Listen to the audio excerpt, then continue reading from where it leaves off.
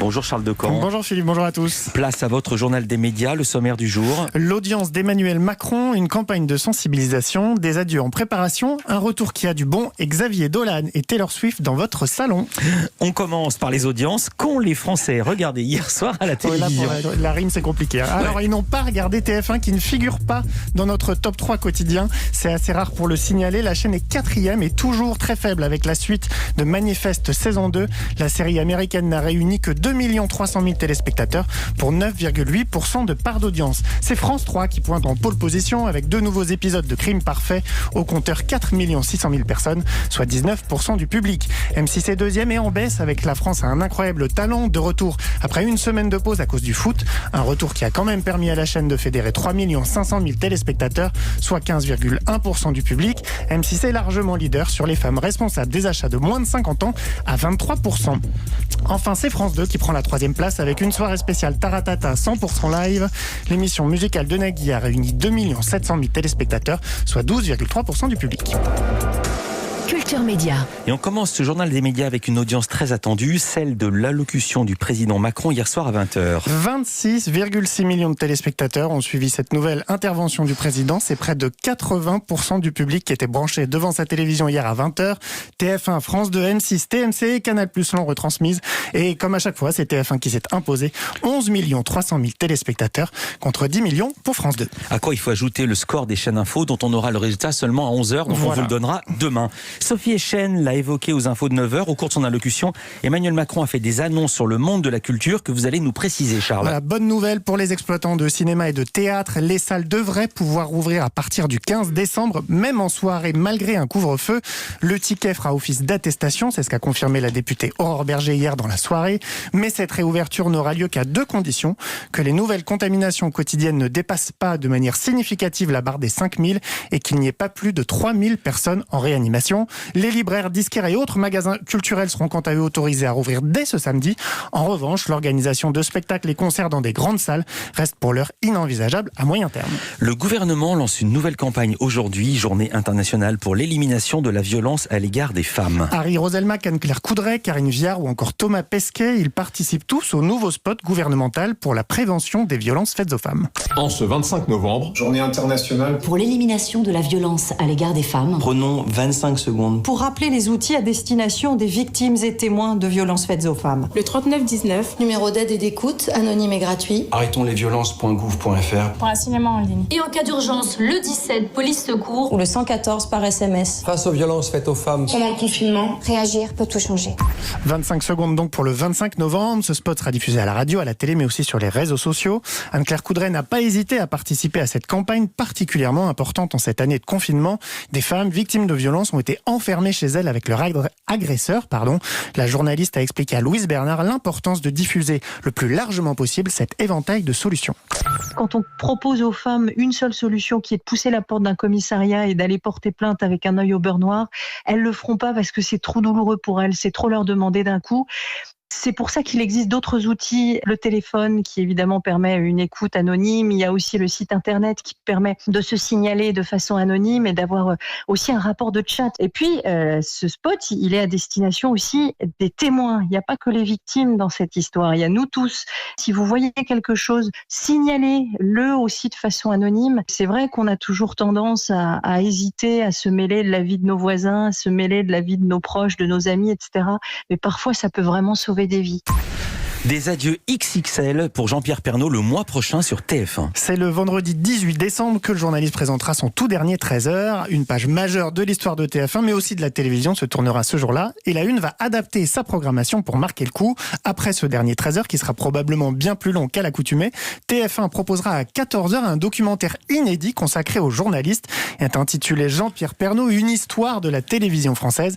Il proposera une immersion pendant une journée dans les coulisses de la fabrication du journal, avec en parallèle un retour sur ses 48 ans de carrière. 48 ans de carrière. Et le 18 décembre sera également marqué par un retour, celui des familles Lepic et Boulet. France 2 a officialisé la date hier. Elle proposera ce soir-là, en prime, un téléfilm inédit, Fais pas ci, fais pas ça. 3 ans après l'arrêt de la série, à l'issue de 9 saisons, les deux familles et leur progéniture seront tous de retour pour fêter Noël. A priori, pas question de confinement, si l'on en croit le scénario communiqué par France 2. Le focus média du jour, c'est le partenariat entre YouTube, Arte et le CNC, le Centre national du cinéma et de l'image animée. Les 3 entités ont lancé hier un portail sur YouTube baptisé Savoirs et Culture au pluriel. Il regroupe des contenus culturels et éducatifs dont la sélection sera faite par Arte.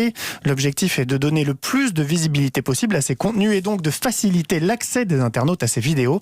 La directrice générale de YouTube France, Justine Rist, a expliqué à Louise Bernard pourquoi le site de partage de vidéos tenait tant à ce projet. Les utilisateurs français de YouTube vont beaucoup sur la plateforme pour aller consommer des contenus culturels et des contenus d'éducation. 1 étudiant sur 2 qui utilise YouTube ont déclaré utiliser la plateforme dans le cadre de leurs devoirs ou de leurs études, comme un complément pédagogique. Et puis on a fait une étude après le premier confinement, au mois de juillet. On a mesuré que 40% des utilisateurs de YouTube en France ont déclaré que YouTube les avait aidés à accéder à des contenus culturels en ligne. Donc le savoir, la culture, ce sont 2 tendances de fond. Partenariat entre YouTube, le CNC et Arte ne s'arrête pas là. Il y a également 2 autres piliers. Le premier, c'est un programme de formation de 12 mois qui sera proposé à des institutions culturelles afin qu'elles puissent développer la visibilité de leur contenu, mais aussi à des edutubers, ces créateurs de vidéos éducatives. Et le dernier pilier, c'est un fonds d'1 million d'euros pour soutenir la création de contenu en ligne. Il est cofinancé par YouTube et le CNC.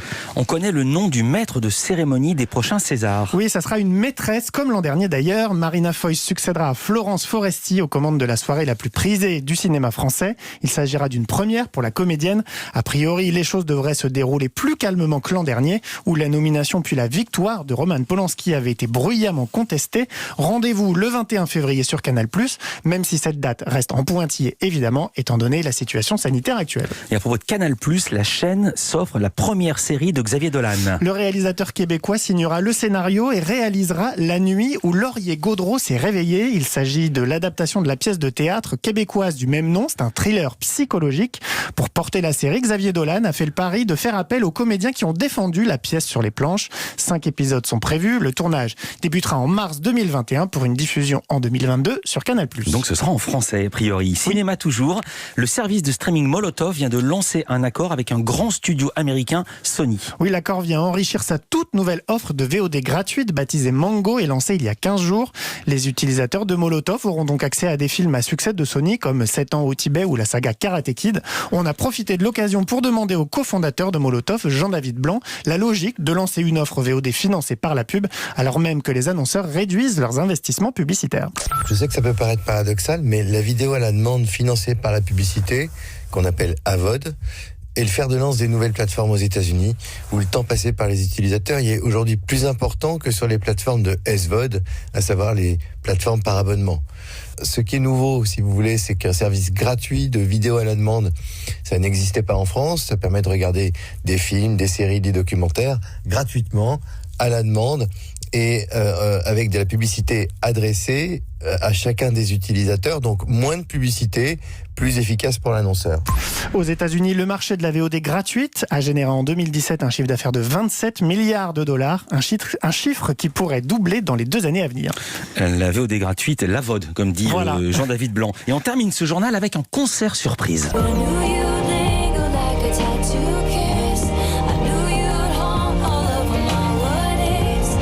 Concert acoustique inédit de Taylor Swift. La superstar américaine l'a annoncé hier après-midi et il sera disponible dès ce matin sur Disney+.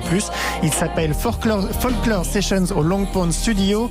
Elle y interprète les 17 titres de son dernier album surprise Folklore. Elle l'a sorti cet été, moins de 24 heures après avoir prévenu ses fans. Ça devient une habitude. Et cet album qui s'est vendu en 800 000 exemplaires dès sa première semaine. Merci beaucoup Charles Decamp. Le journal des médias revient demain.